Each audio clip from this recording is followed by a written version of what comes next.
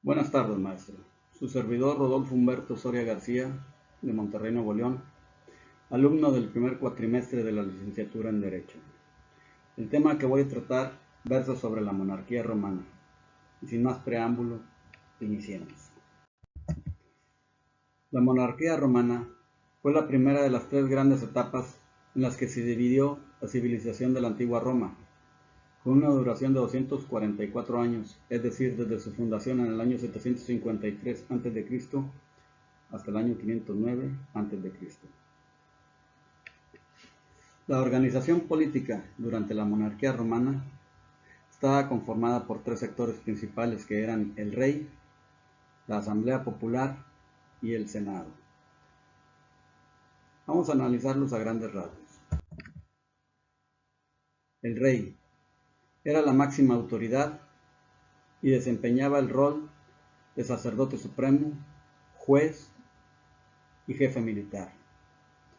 El rey era elegido por la asamblea popular con la intervención del senado.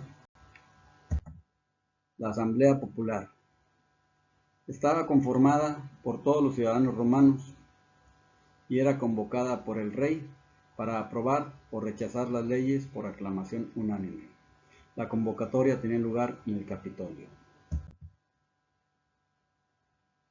El Senado estaba constituido por 300 ancianos patricios, es decir, paterfamilias, que desempeñaban la función de aconsejar al rey y de presentar a los futuros candidatos a la sucesión al trono. Consistía en un cargo vitalicio.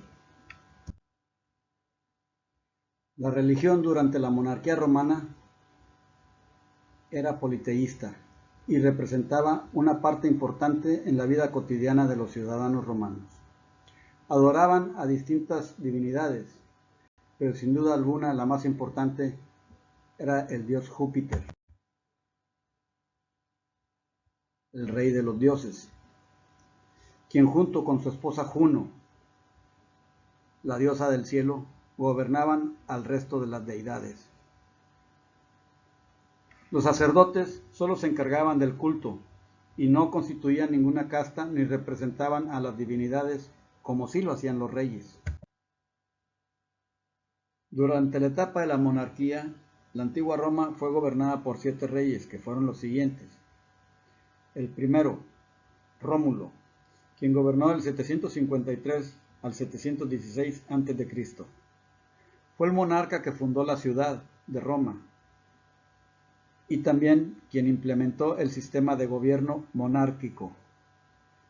Cometió grandes atrocidades en su afán por poblar su territorio, convocando a numerosos pueblos y a un sinnúmero de grupos compuestos por toda clase de gentes, prisioneros, esclavos, refugiados, algunas veces a través del engaño, otras veces por medio de la fuerza.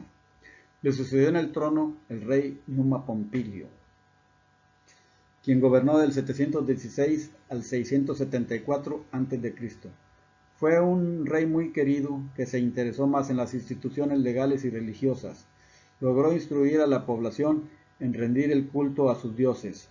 Realizó algunos ajustes en el calendario impuesto por Rómulo, como agregarles los meses de enero y febrero, y construyó el templo del dios Jano, que fue el dios de los inicios y de los umbrales. El tercer monarca fue Tulio Hostilio, quien gobernó del 674 al 642 a.C. Fue un monarca guerrero al estilo Rómulo, que se olvidó de la doctrina y del culto a los dioses que había fomentado su antecesor Numa Pompilio. Su afán por el arte de la guerra, principalmente contra el pueblo sabino, lo llevó a convertir a Roma en la principal potencia bélica de aquella región. El cuarto monarca fue Anco Marcio, quien gobernó del 642 al 617 a.C. Fue un monarca religioso y gran pensador, quien logró fomentar el comercio entre los pueblos vecinos.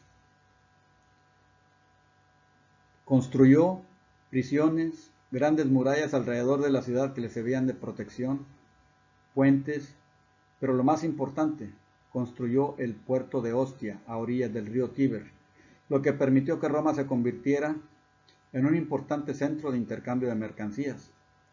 El quinto monarca fue Tarquino Prisco, quien gobernó del 617 al 578 a.C.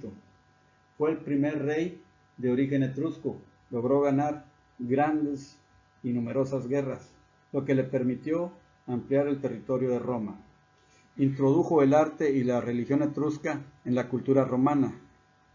Se considera que este periodo fue el más ilustrado en la etapa de la monarquía. Construyó una importante red de alcantarillado, el Forum Romano, el Circo Máximo y los cimientos para la construcción del templo del dios Júpiter. El sexto fue Servio Tulio, quien gobernó del 578 al 534 a.C. Fue uno de los monarcas más apreciados por la población, entre otras cuestiones porque elaboró una nueva constitución en la cual se reconocía la distinción de clases sociales de acuerdo a su riqueza. Llevó a cabo el primer censo de la historia y el derecho al voto se constituyó de acuerdo a la riqueza económica, por lo cual el poder seguía reservado para una élite. El séptimo y último gobernante fue Tarquino el Soberbio, quien gobernó del 534 al 509 a.C. Fue un monarca de origen etrusco que ejerció su poder a través de la violencia y del terror. Un precedente jamás visto en la historia de la antigua Roma. Enloqueció y ejecutó a varios senadores. Su despotismo fue la causa por la que decayó el sistema monárquico y ya jamás volvió a haber un rey en la cultura romana. Es así como termina mi exposición, maestro. Ahora, mi conclusión muy personal es que la civilización o la cultura romana es probablemente la más importante para la cultura occidental, ya que de ella heredamos diferentes aportes, tanto en el derecho como en las instituciones de gobierno y en los aspectos político, cultural, civiles y militares. Por su atención, muchas gracias.